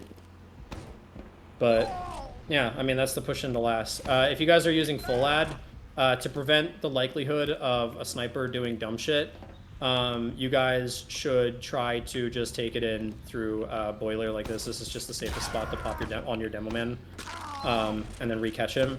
Either that, or you can also take it through 90. I wouldn't recommend doing this though, because it's not the rarest thing in the world to see a team on full disad go pyro and have their pyro play up here through detonator jumping, and then as soon as you guys try to use through the doorway, he just walks forward in M2s to waste like 3 or 4 seconds off your Uber time. That would be really shit. So honestly, I would just default to taking your full ad Ubers through boiler. All right. I mean, Shutter too, technically, but Shutter's a bit worse because their sniper can be baiting outside of spawn. So boiler is just your safest option. Okay. And that's kind of it. I mean, you guys have already probably noticed just from the layout of the map and the way that I've been describing a lot of these offensive and defensive plays, the team that's faster and the team that's more coordinated while utilizing that speed is going to win. And honestly, like, every role has a pretty important significance on this map. I mean, soldier is obviously going to be the playmaker class just because of, you know, his ability to instantly get in if he has to. But I mean, generally, this map all kind of is going to boil down to how you guys go about the mid fights and how you guys go about the last pushes and holds. Second is kind of, you know, kind of whatever, for the most part. And this is the trap that I was talking about. It's also not entirely uncommon to see soldiers bomb and then fade into this corner here. So if you want to put stickies there, and then, you know, wait and see if he jumps and you see that he's full committing into main, immediately doing this, while backing up, right? Do you know if stickies on these, like, aluminum fences will hit a soldier who's just standing on them? You mean like the here? ones you're staring at? Yeah, like up top. Yeah. This is a really common trap spot right here. So be careful. Like, it's not uncommon that you'll see a demo man playing in Shutter on full disad, and he'll just like, I don't know, he'll greed a little bit for his traps, and then, you know, as soon as the team walks forward without using because they think it's dry, you know, boom. I've gotten, you know, I've gotten drops and a couple of like P-Scout picks and stuff like that off of that as well. So yeah, just beware of these shingles. By the way, I forgot to mention it while I was talking about it, but another evens hold for soldier is this. You can get really deep spam into, you know, into their house from all the way back here. You're probably not going to last very long up here, but this is a good default to where you can spot and see where as soon as the comm gets made that their beam is shifting towards alley, you can drop out and, like, you know, relocate. But for the time being, if there's no comm that their beam is going into alley, playing up here and getting spam on their flank isn't the worst thing in the world. You just got to make sure that, you know, as soon as the comm gets that they're shifting their beam into alley, you get the fuck out of there so you don't get sticked off. Because, you know, demo man will most likely just do this and, you know, bully you out. And that's kind of it. I don't really think there's too much else to go over. I have one more quick request, if you don't mind. On full ad last, can you go over the general job of each of the classes and just like dealing with gun and sticks on point? Because I think we had some process pushes where that was a problem. Yeah, sure. I mean, the priority for you guys pushing in with full ad should always be to just build it as quick as possible. The gun is most likely not going to be on crate while it's there, so it's most likely going to be in the corner. Which means that demo man, what you should be doing is you should be bombing out like this and then far strafing and then landing here and then shooting the gun. Okay, don't worry about your combo players and whatever, because what you'll notice is when you use in and you strafe around and you deal with the gun, the other team is going to be kiting it and you know, respecting that you have full ad with that space, so they're going to be in the area that you're already shooting the gun at anyways. And then kind of from there, once you establish this space and you deal with the gun or whatever, you just trap them all from here like this. You know, so just do that. So you'll be shooting the gun. Realistically, it's your job alone to deal with that, because your pocket scout is going to be walking through with your medic like this, and at most you get some pistol spam. It's not good enough. So it's going to be primarily you dealing with that. So oftentimes what I'll do is I'll use through like this, whatever. Pre-aim my sticky bombs like this, shoot a pipe, whatever. That's more than enough to kill the gun. Okay. Their NG's not going to be tanking it unless he's a fucking idiot. So. Yeah, so Demo Man's going to deal with the gun. Pocket Scout's going to walk through here with the intent of getting unflashed, right? As soon as the gun goes down, and then getting corner cap time like this. And then you're going to want to reflash your Demo Man, and then your Demo Man's going to be holding like this. And then your soldiers will be trailing to sort of bomb wherever their combo, wherever the other team's combo ends up kiting towards. So soldiers, if you guys push through here on a full ad push into last, and you notice that their team is all clumped up around here, fuck it, just bomb them. Bomb them and take their attention away from point. All right. Mons, this is a situation where yes, you can bomb into 4 players. Yay! His favorite thing to do. Because like at the end of the day, right? It's like it doesn't matter if you guys die, if you guys get the cap and win. Who gives a fuck? So, you know, just take the attention away from point. And the good news is that if a team doesn't take their attention away from point, it's free eats for you, and you get to nuke a bunch of people. So, flank scout. What I like to do on this is I actually like to get in from 90 on full ad pushes, because a lot of times you can kind of get in for free, because a lot of teams will be kiting like this because they'll 100% direct their attention to the full ad, you know, like flashed Uber players that are pushing in. and you know, trying to play based off of their gun and trying to milk it for as long as possible. So it's actually not a bad idea for you to just kind of poke through here like this and clear this, make sure that you're not going to get splashed, and then you can kind of play to sort of, you know, again, take attention away from the players that are going to be trying to deny point. And you know, if you see an opportunity for a pick or whatever, don't be afraid to just walk forward and full commit. And if you can get like a demo pick or something like that, it's not the worst idea in the world. I do remember. We just have to trail the Uber a whole lot more, just based off that timing. It's just been pretty poop. But yes, I have played like that before. Exact same position. Yeah, I mean, the alternative would be you actually like full trail the Uber coming out of boiler, and then you're the one that plays to cap the point while you're both your pocket scout and your demo man remain flashed to just, you know, straight up take it to him, and then you're the one playing on point to get cap time. That works too, but you just need to make sure that you don't you know, run into the gun before it dies. So I can't stress enough how important it is that your demo man that's your priority. Okay. The other thing is, demo. If you jump here through with full ad, and you spot that there's no gun, expect it to be under here like this, okay? Which this is a pretty easy gun to deal with, okay? You can just corner peek it like this and deal with it, all right? You know, maybe do like 2 sticks and a pipe or something like that, or 2 pipes, whatever. Like your pipes will reach from here, so I wouldn't worry too much about it. This gun is kind of useless for the rest of your team, which is good. It really only plays as a sort of like, you know, gun to just like, if nobody clears it, it drops the players on point, which is why I said earlier that it's really only good to try it once, and then, you know, from there on just default to the default. Is it common? Yeah, I wouldn't say it's uncommon. I mean, it's less common than the regular position behind the boxes on left, but I mean, I've seen it enough times to where it is the valid position, so it's always worth. Yeah. It's always worth clearing. If you don't see it in the already default position. Like, obviously, your attention should always be to the left corner there anyway, but if you don't see it, it doesn't hurt to land and then, like, take a quick glance over here and see if the gun's there, all right? Like, you're gonna have Uber here. Your Uber flash isn't gonna end until you've already landed, so. The other thing that I want you to keep in mind, though, combo players, is I can't stress enough how important it is, Drew, for you to get and make sure that your medic catches up with your demo man, and also, demo man, do not land too far. Because if you land too far, you're gonna get caught in the corner here and die, okay? Your Uber will fade, and it'll take too long for your team to walk up and meet you here, and you could potentially become a pick. So your ideal landing spot is like right here, okay? That way you're far enough away to where the gun can't shoot you, and you can still get the reflash and deal with it all from back here, all right? So just make sure you don't jump too far away. Because I've seen full ad last pushes fail because demo man jumped too far. And then your primary way of dealing with the gun is like out of commission. So should both soldiers bomb out of lockers, or it doesn't really matter where you guys get through. One can get through boiler if he wants to, and then do the bomb onto left if he wants. The other one can get out of lockers, but I would actually be careful about getting through lockers, because it's not uncommon that you'll see soldiers playing here with the intention of bombing the deny point, and if you try to get out through lockers here, you could actually become a pick, because this fight is significantly harder for you to take than for him who's defending it. So actually, if you want to just trail your combo coming out of lockers and then do this or whatever, and then bomb as soon as the gun goes down, I would actually probably recommend that instead. Or just like shutter or whatever, and you can do one off the wall here and then land on there like this. Maybe so you pretend I'm a soldier, do one like this and then land like that. So I would actually steer clear of lockers. I just wouldn't even bother. okay? You have full ad. There's no reason for you to play so far away and risk isolating yourself and becoming a pick.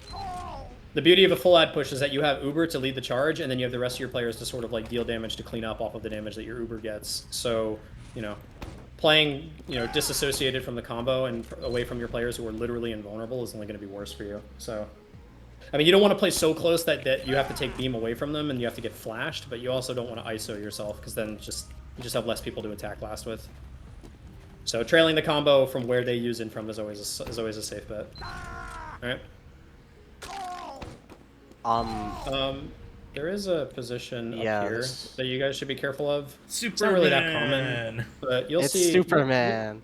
You'll see soldiers playing up here sometimes to drop down to deny point. Not a bad idea actually for you guys if you're playing on disad to deny. So, you know, if you want to fuck around and try it because you think it might work and the other team isn't checking it, then feel free. Is it actually called? No, it's not Huh? called Superman. I just called it that. No, like what is it actually called? Batman. Probably Batman. It's just Batman. Yeah, it's just Oh. it's just any that. any like There's- any super high spot. yeah. Where you're rushing Again, over a your lot of the city. a lot of the call outs and sixes are just they're shared, but they're context dependent on the map and the point. So yeah. I have a question about flashes. I know that when you flash a player, it halves the Uber. Does that have a limit at all? No. That's If untrue.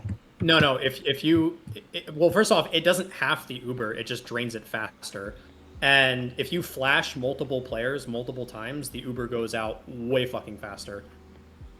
I don't know the exact numbers. Voice might, but It's 8 seconds solo, 5.33 for 2, and it's unique players flashed, not total flashes, I believe. it's flash. No, you can reflash players, and it'll Yes. still drain it. So Oh, really? yeah. So- At least Yeah. I'm pretty certain that is the case. Yeah. It is the Yeah. case. So it's just flashes just drain it at a faster rate. And so that's why whenever you see a team that takes an Uber in, if they flash a bunch of players, but you keep the beam only on your scout, even if you lose a player, the post is still going to be better because while you'll be at man disad, you'll have a better Uber to try to even out the players with it, if that makes sense. So whenever someone says an Uber is better, it means that you're going to have Uber longer after theirs fades. That's what that usually means. Either that But there's- or it just means that you're going to end in a better position than them. There's no limit to how much drain. Like if you flash all 6 players, it's gonna be basically over instantly. Yeah. No, that's well, yes, but when you get flashed, you're guaranteed 2.5 seconds of Uber charge. Yeah, it drains the medic's time that he has to flash players, but everybody still gets that flat, 2.5 seconds of Uber. It's worse. It's worse for the medic specifically because he has less time to keep it on the actual players that are supposed to be spearheading a push.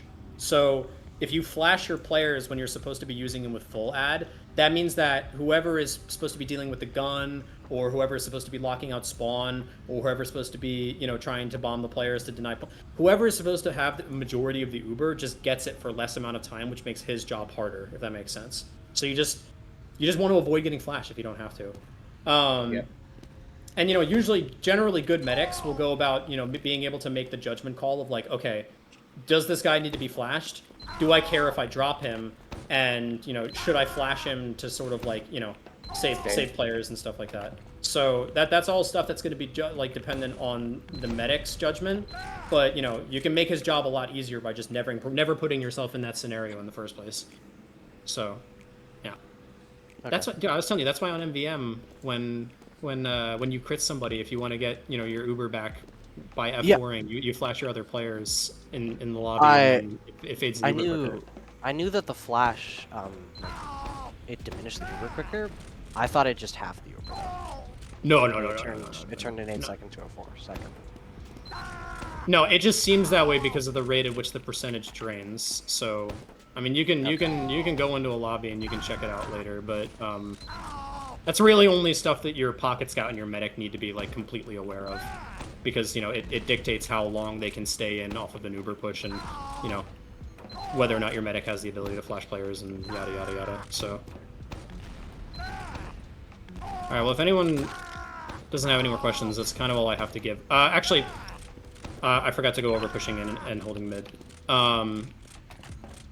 So pushing into mid, you're gonna kind of take it like how you would if you were rolling out. The only difference is you don't want to take it fully through house. It's better to take it through alley usually, just because you get more space. So you'll have your demo man, your pocket scout, your medic, and one of your soldiers generally. Your soldier will jump up here to take height, and your pocket scout will walk your combo forward here through like this while looking up to make sure that a soldier who is playing in mid's Batman doesn't get the drop on you, or make sure a soldier who's playing back here like this doesn't do the high bomb off the mid and then land on you guys as you're walking forward. All right. So generally, if you're going to push into mid on offense with some sort of ad, make sure you take it through yard. I keep calling this Valley. I think it's called both. I've definitely used Valley more often than not. Yeah. For that. Holding mid kind of fake, not gonna lie. Most of the time, if you're ever pushed back to mid in the first place, it's because you're on some sort of disadvantage and you're backpedaling. So a lot of times, what'll happen is you'll be playing back mid for, let's say, like your sack goes over really poorly on second, and they decide to not counter sack, right? So like we talked about, Drew. Yeah. You rip your sack, it's no good. You guys are backing out. Holding it, you guys are just going to be playing back into position to get deep spots. So up here usually works so that you can spot deep into their valley and play to leave through the lunchbox. And then Demo Man, you can kind of just get some pretty basic bitch traps up. You can get them above the doorway and lower. I really like this trap spot. I really like this trap spot back here because it's kind of tucked away in a corner that most teams aren't looking at, and you can dead it from all the way back in valley. Like if you're playing to leave all the way back here, you have vision of that trap from all the way back here. So, not a bad trap either. You can trap out this if you think that they're going to just purely push up through alley, through valley or yard. Only problem is that it's pretty easily clearable. But yeah, you guys are basically just playing to bait through lunchbox. Meanwhile, your soldiers can play one soldier can play up on Batman and catch an arrow here, and then do one off the wall at head height and drop down really fast. One thing I think I talked about a little bit with the Batman spot on did I talk about it on Gully Wash? Yeah, on Gully Wash, you want to make sure that you're getting in fast off your Batman if you're gonna be that as a sack, because going high and trying to shoot like lower off the wall, like if I'm a soldier and I try to shoot like here instead of up here, they just have more time to react. So the faster you get on top of them like a fucking spider monkey, the better.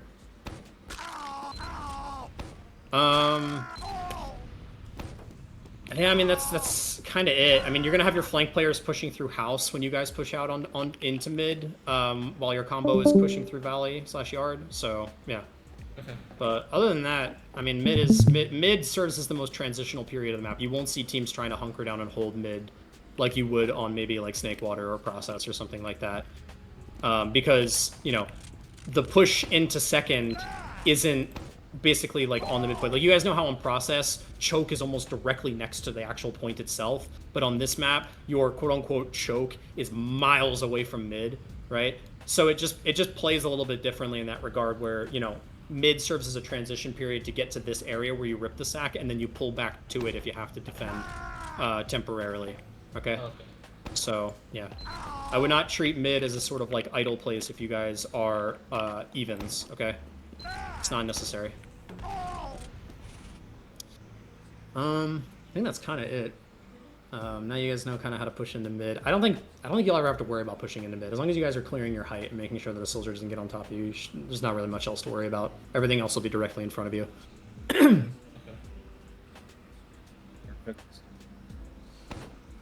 Does anyone have any questions? No. Thank you for the insight, dude. I do not. Yeah, good luck. This map is very fast and it's very aggressive. So, if you guys get your comms issues squared away, and Drew, luckily this is a map where you can kind of pre-call stuff more often than you would have than other maps, particularly on offense. I think this will serve as a pretty decent main caller map because it's kind of easy to be able to read a situation on this map. Just with how far the distance is between all the points. Okay. So you don't ever have to worry about, a soldier quickly getting behind. Okay. As consistently as you would on other maps too. So you guys got a couple of strats and tools to fool around with at your disposal. So Yeah, thank you so much for all the insight. It's really good info. yeah, good luck. I don't like this map, Thank so you. Neither do I.